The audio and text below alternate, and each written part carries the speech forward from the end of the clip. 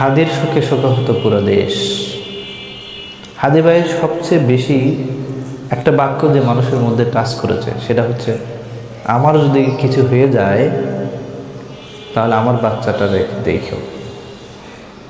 এই বাচ্চাটারে দেখো, এই কথাটা কিন্তু সহজ না বলা বা শোনাও সহজ না, মারাত্মক একটা কথা, যেটাতে আপনার চোখের পানি পর্যন্ত এসেছে। জুমার নামাজের মানুষ কিন্তু ডুকরে কেঁদেছে। এই একটা বাক্য যখন হুজুররা রিপিট করেছেন, ইনসাফের কথা বলতে এসে নিজে কিন্তু বিদায় হয়ে গেলেন। আমরা আর কি পাবো কোনো হাদি? হাদিরা আসলে মৃত্যুর ভয় করে না।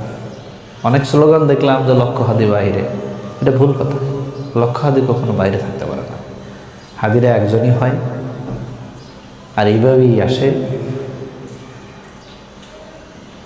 আর ফয়সালা তো উপরের। হাদির কথাই বলি, এই যে ফয়সালা জমিনে না, ফয়সালা থেকে আসমান থেকে আসে।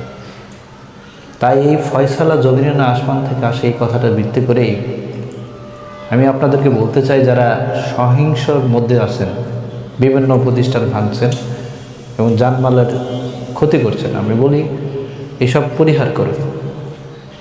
আপনার সন্তানকে বুদ্ধিবৃত্তির চর্চার মধ্যে না আসলে এইসব প্রতিষ্ঠান, এইসব যেগুলো ক্ষতি করছে সেগুলো কিন্তু আবার বৃদ্ধি পাবে। জানমালের ক্ষতি করবেন না, দয়া করে এসব পরিহার করুন। হাদির যে আদর্শ ছিল সেটা নিজের ভিতরে ধারণ করুন। আসুন না, আজ থেকে মিথ্যা পরিহার করি, সত্যের দিকে থাকি। আসুন আজ থেকে যে যেখানে কর্মক্ষেত্রে আছি, কোনো অন্যায় করব না, ঘুষ খাবো না, সুদের সাথে থাকবো না, জেনার সাথে থাকবো না। অপরাধ করলে সেখান থেকে আমি নিজেকে দূরে রাখবো। সমাজে অন্যায় হচ্ছে তার প্রতিবাদ করব। পারবেন? পারবেন না তো। যদি পারেন তখন মনে হবে আপনি সত্যিই হাদির প্রতি আপনার ভালোবাসা। আপনার হাদির প্রতি ভালোবাসা এর মানে এই নয় যে আপনি সহিংসতা ছড়াবেন। পরিহার করুন, সহিংসতা পরিহার করুন। এগুলো নিয়ে কখনো আপনাকে উচ্চ আসনে নিয়ে আসবে না। ধন্যবাদ সবাইকে। আমরা গভীরভাবে শোকাহত।